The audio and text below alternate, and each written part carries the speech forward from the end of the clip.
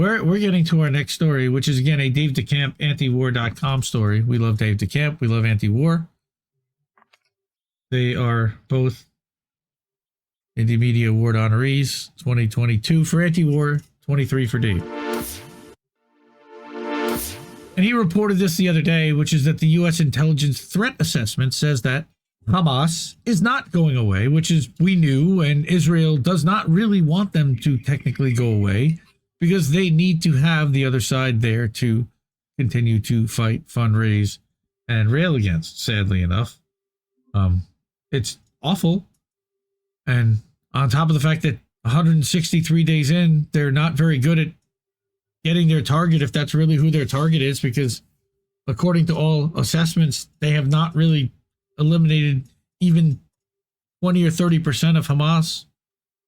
So let's read a little bit more about what Dave has to say, that an annual threat assessment compiled by the U.S. intelligence agencies, bullshit, was released on Monday and said that Israel will likely face resistance from Hamas for years to come. Another sign that Netanyahu's stated goal of eradicating the Palestinian group isn't realistic. It also is talking out of both sides of his mouth.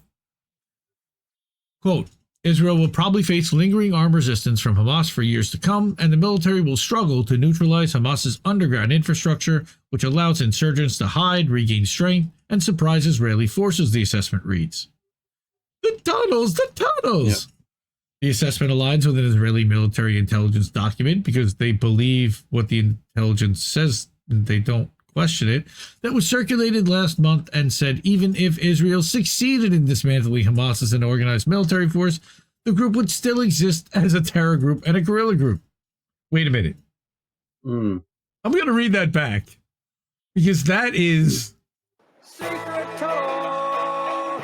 Secret tunnel! Well, wait a minute. Not just secret tunnel, but what they're saying is even if they dismantled all of Hamas, they would somehow still exist as a terror group? Wait a minute.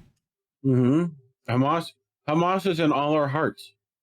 They are everywhere around you. They are omnipresent and omnipowerful. And, you know. And this was a legitimate, like, serious U.S. military threat assessment that made it to the fucking president's desk.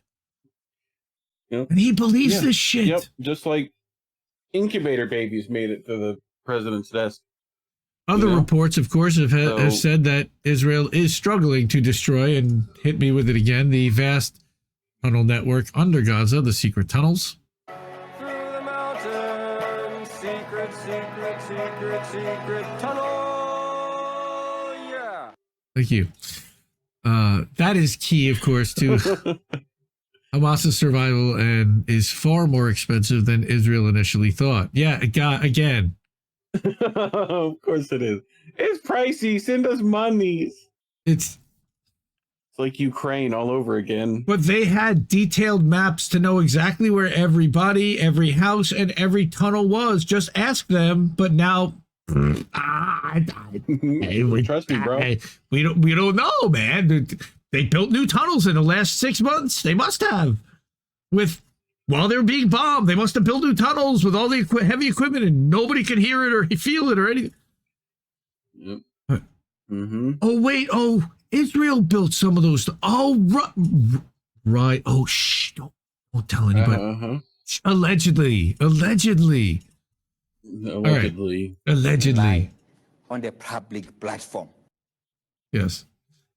Chairman of the Joint Chiefs of Staff, Charles Q. Brown, the highest-ranking military U.S. officer, previously said that Israel's mass murdering of civilians in Gaza will be a recruiting boon for Hamas.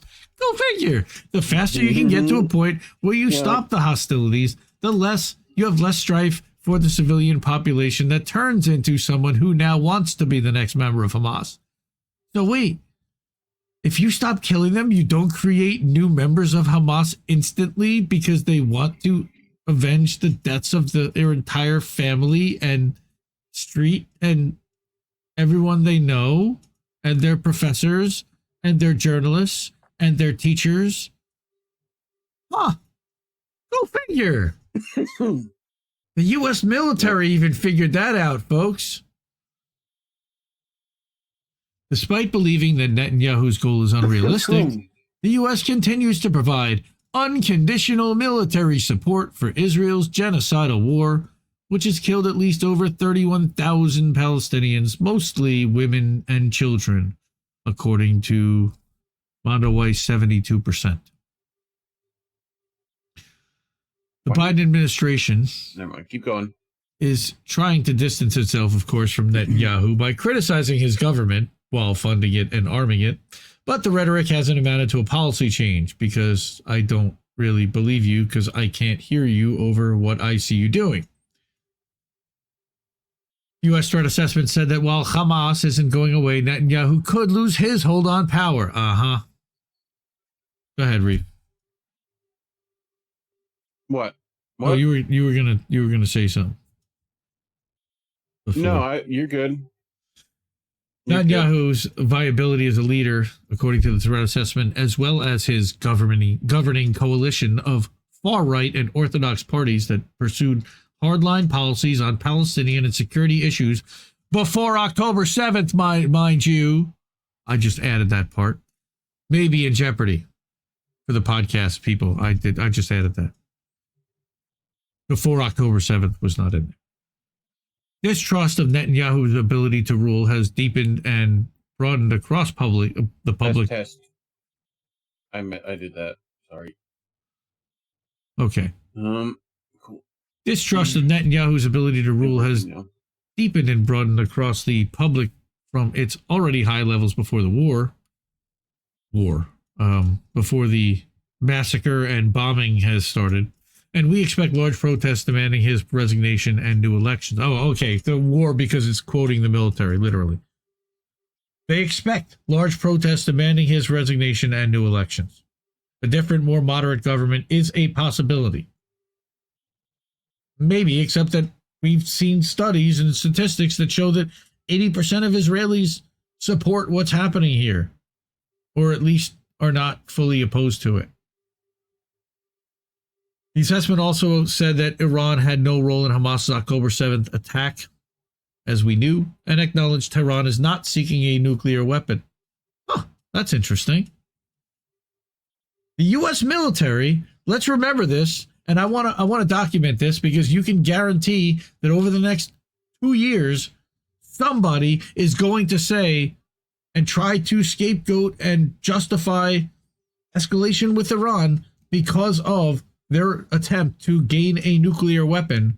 This is the U.S. threat assessment saying, number one, they had nothing to do with October 7th, and then number two, they're not seeking a nuclear weapon.